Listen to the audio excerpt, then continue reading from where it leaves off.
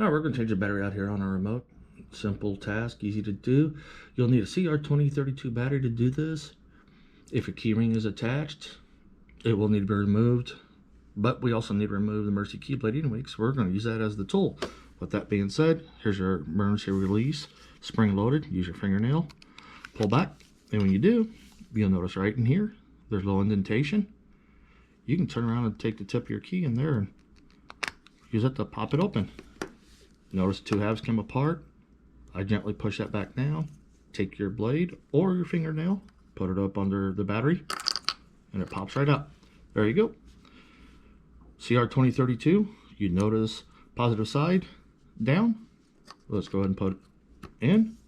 Take two halves and you put it back together. Gently squeeze it and it'll snap together.